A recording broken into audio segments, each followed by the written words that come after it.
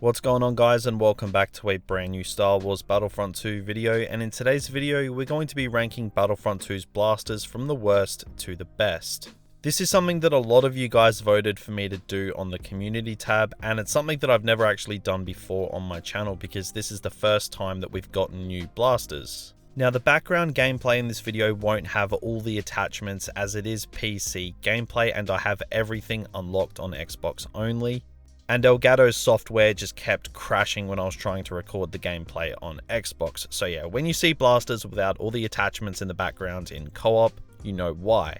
But I'll also put some arcade gameplay there too, as you have access to all of those attachments in that mode. Now, I will be ranking default weapons from each class together, as the default weapon does change depending on what faction you are using, but they are all identical in terms of performance. Apart from sounds and looks, they are literally all the same and they all have no attachments. Now, this ranking, as always, is just my opinion and what I personally prefer. I know for a fact there are a lot of blasters that a lot of people like that I don't, so go ahead and let me know down in the comments your favourite blasters in Battlefront 2. But let's just dive on straight into this, and kickstarting off this video at the number 20 spot is the default sniper rifle. Now, I think universally this is considered the worst of the bunch with blasters in Battlefront 2. Battlefront 2 snipers for the most part do not feel like snipers, but the other snipers have attachments to make them somewhat decent. But the default sniper rifle obviously does not have that privilege, and it takes 3 to 4 hits to get kills on body shots, and that's pretty bad. The recoil is poor, the damage is poor, it just does not feel like a sniper. And on to number 19 is the IQ11 Sniper rifle. Now, this one is more of the same with the default sniper rifle. It is just bad and attachments can't really save it. The improved cooling, it can make the blaster usable as a spam sniper, if you can even call it that. But this blaster, in my opinion, is just not great at all and is just a stepping stone to the NT242. And at number 18 now is the default heavy blaster. The default heavy blaster is just not great at all. The time to kill in Battlefront 2 is pretty over the top, and the damage that this default heavy blaster does is just shocking. It does make up for it a little bit with an increased rate of fire, but given the time to kill in Battlefront 2, again, like I said, this blaster is just not worth using if you have other heavy blasters unlocked. And onto another default blaster at number 17 is the default officer blaster. More of the same as the other default blasters. The lack of attachments really hinders the performance of these blasters. And you'd be insane to use the default officer blaster over the Theblerg or the SE44C or the S5. The stats across the board are just disappointing, and everything about the default officer blaster, it's just meh. Like, it's honestly the perfect word to describe it. And coming in at number 16 is the FMWB 10K of the heavy class. Now, from this point on, this is where the blasters get much better.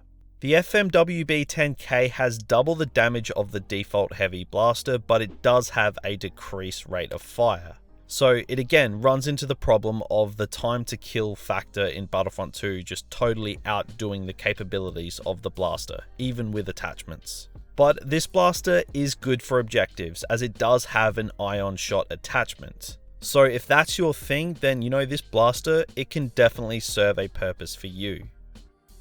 But moving on to number 15 is the brand new Cycler rifle, and I think it's fair to say that the Cycler rifle is a bit of a disappointment for those of us who loved it from Battlefront 2015. Battlefront 2 Cycler rifle cannot shoot through shields anymore, which is a massive downside.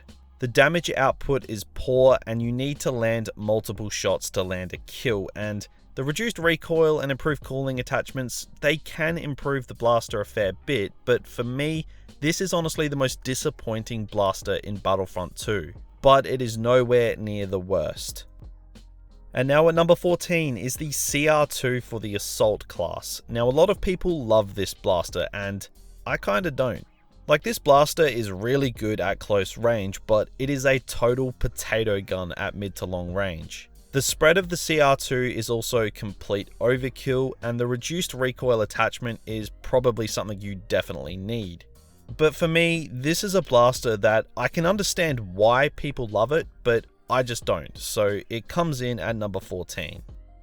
But on to number 13 now is the default Assault Blaster. Now, the default Assault Blaster I think is actually good. Depending on your faction, you can use the E11, which is a super iconic blaster, but the default Assault Blasters, they definitely suffer from not having attachments. But having said that, they are still very fun to use and they are still very usable. They are easily the best of the default blasters across all classes.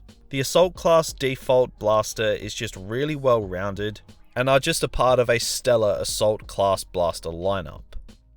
But moving on to number 12 is the E11 16 HFE of the Assault class. Now I really enjoy this blaster with Finn, but with the Assault class it kind of just falls somewhat flat, but at the same time it's also really good. It's a really strange blaster, it really is. The recoil is really harsh, the rate of fire is very slow, but the damage is pretty amazing. So if you can nail your headshots, you can do some serious damage with this blaster. The reduced recoil and improved range attachments really do help elevate this blaster to make it even better, but overall I think it's definitely solid, but it does have drawbacks.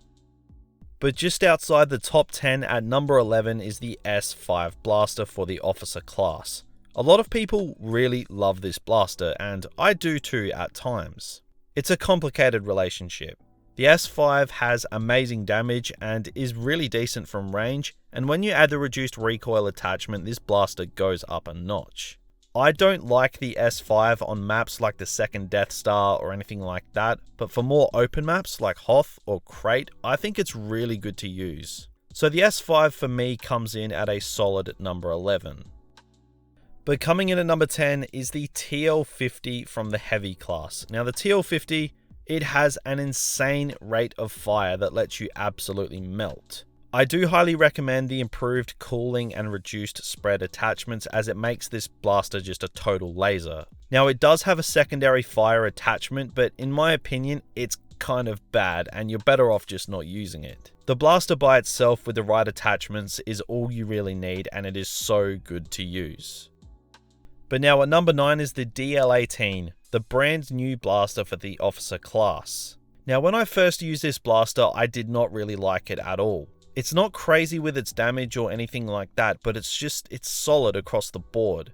And I do actually see a lot of people using it, and the more I use it, the more I like it. I'm still playing around with the attachments to find what suits my playstyle best, but it definitely comes in as a really solid blaster with massive potential. And coming in at number 8 is the Officer's Blurg. Once upon a time, this was arguably the best blaster in the entire game.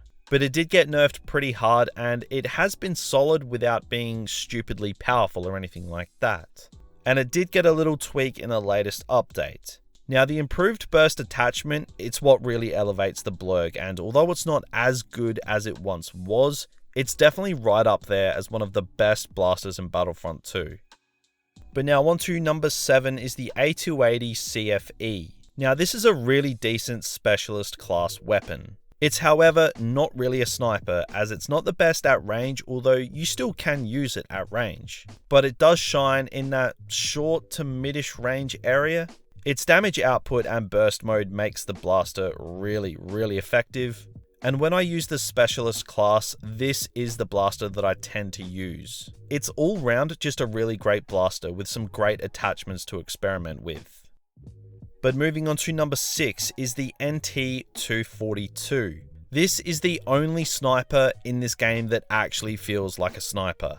This sniper can one-shot enemies if you hit them in the head and two-shot them in the body. This is definitely a go-to weapon on open maps for a good snipe session. I definitely do recommend the improved cooling attachment so you can spam those snipe shots more, as like I said, body shots are 2 hits, so you will need it. And is definitely so much fun to use in a game that seemingly shuns snipers away. But into the top 5 now is the DC-15LE. Now a lot of people don't fancy this blaster too much, but I've got to say I really love it. One of the reasons as to why is the exploding shot attachment. It isn't glitched and broken like it used to be, because that was just all kinds of messed up. But this blaster, it goes off with its attachments still. The splash damage is pretty crazy and heroes still take damage if they are blocking your shots, which is very useful. This is probably the most noob friendly blaster in the game, and it's definitely something that people should try out, but it does need the correct attachments. And now coming in at number 4 is the brand new heavy T21 blaster. Now I'm not gonna lie, I hated this blaster when I first used it, but as I've started to unlock attachments, I've started to see why some people really enjoy it. The burst mode and improved handling attachments, they are an absolute must. They really do make or break this blaster, as with the attachments, you can just about one-shot infantry that aren't buffed if you hit them in the head, which is ridiculous. But it does have drawbacks, as it is so attachment reliable, so I am constantly changing between the DC-15 LE and the T21 for the heavy. I really can't make my mind up. And on to number 3 is the A280 for the Assault class, an amazing blaster that is basically perfected as an all-round blaster, as it can do anything. You can pick people off at range if you wish, but the blaster does shine at short to mid range. The improved cooling and improved range attachments are the absolute must for me. This blaster, I don't know what more I can honestly say about it. It's great overall and is a really safe bet if you're unsure what blaster to go with. But the runner-up for this video at number 2 is the brand new E11D for the Assault class, the blaster of the Death Trooper. It's an amazing blaster and it seems to be the most popular of the 4 new blasters, and everyone seems to be using it right now. And it's certainly understandable as to why. The flashlight attachment is really cool as it highlights enemies when you're zoomed in, so you get a clear focus on who to shoot at.